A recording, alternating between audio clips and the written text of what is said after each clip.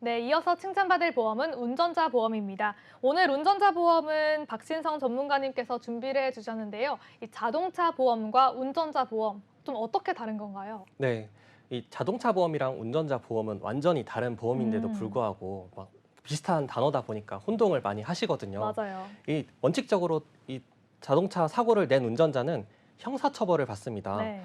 그런데 이제 자동차가 많아지고 자동차 사고가 많아진 만큼 이 자동차 사고로 인해서 모든 자동차 사고를 낸 운전자가 형사처벌을 받는다고 음, 하면 사회적 비용도 너무 크고 네. 전 국민이 범죄자가 될 오, 수도 있잖아요. 네.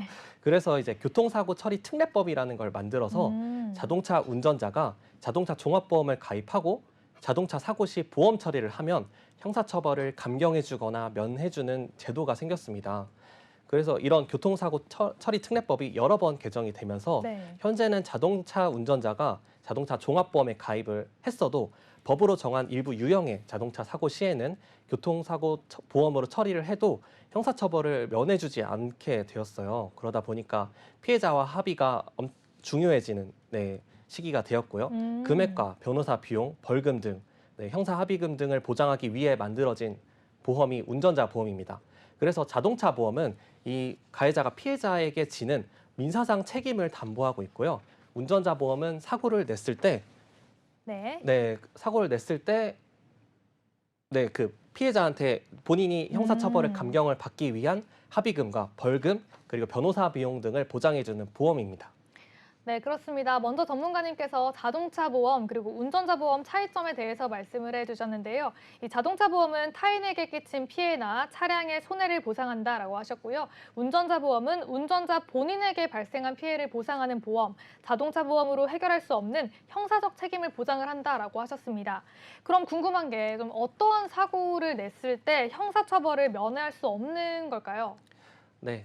이제 흔히 이 시비대 중과실 사고, 그리고 음, 법원에서 인정하는 중상해 사고, 그리고 그 재해자가 사망한 사고가 발생을 오, 했다면 가해자는 자동차 보험으로 이제 민사 합의를 해도 형사처벌을 피할 수가 없습니다. 그래서 음, 먼저 시비대 중과실에 대해 말씀을 드릴게요. 네, 그 운전하시는 분들이라면 절대 해서는 안 되는 행동이죠. 그쵸. 시비대 12가지 유형인데요. 네. 이게 표에 보시는 것처럼 신호 위반, 중앙선 침범, 속도 위반, 음, 음주 무면허, 보도 침범, 어린이 구역 등등 자료에서 보시는 12가지 유형의 사고로 사고가 음, 발생하면 네. 자동차 보험, 종합보험으로 처리를 해도 형사처벌을 받게 됐습니다. 음, 네, 그래서 다만 합의를 할 경우에는 형사 합의 처벌 수위는 낮출 수 있지만 처벌은 피할 수 없으니까 절대로 해서는 안 되는 행동이라고 말씀을 드릴 수 있습니다.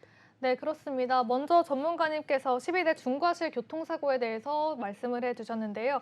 신호 위반부터 중앙선 침범, 속도 위반, 앞지르기 등 굉장히 다양한 사고들 12가지가 있었습니다. 여기서 저희가 절대는 해서는 안 되는 게 바로 음주운전 그리고 무면허 음, 운전이겠죠. 네. 이런 운전은 최대한 하지 않는 걸로 생각을 하시면 좋을 것 같습니다.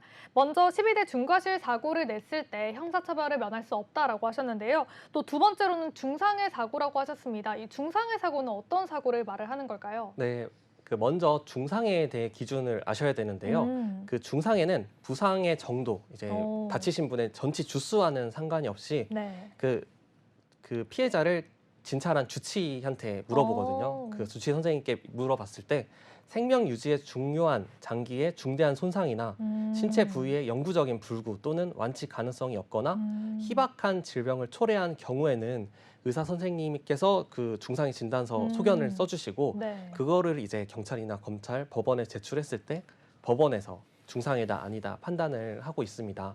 그래서 만약 이런 중상해 사고가 발생을 한다면 저는 무조건 피해자분과 합의를 해야 된다고 생각을 음, 합니다. 네, 그래서 만약에 합의를 하지 않게 되면 형사처벌을 피할 수가 없는데요. 음, 형사처벌을 하더라도 중상해 진단에 해당이 되면 굉장히 많이 다치신 거거든요. 음, 그래서 형사처벌을 감경은 받을 수 있지만, 처벌은 완전히 피할 수 없다고 말씀을 드릴 수 있을 것 같아요.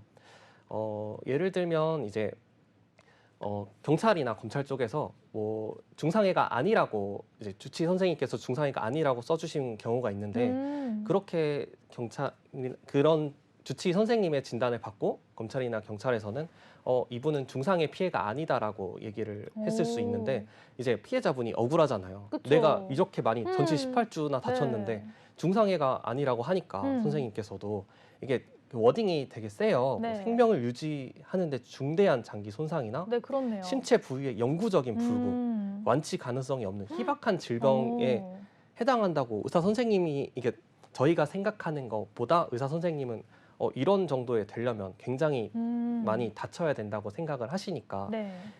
의사 선생님이 판단했을 때는 중상해가 아니라고 해주실 수도 있는데 이런 부분에 대해서는 좀 전문가의 네, 이런 도움을 받아서 중상해 진단을 다시 받고 다시 검찰이나 경찰에 이제 의견을 제출하는 등 이의 제기를 해서 네, 처벌을 받게 하는 사례도 네, 있습니다. 네, 네. 그렇습니다.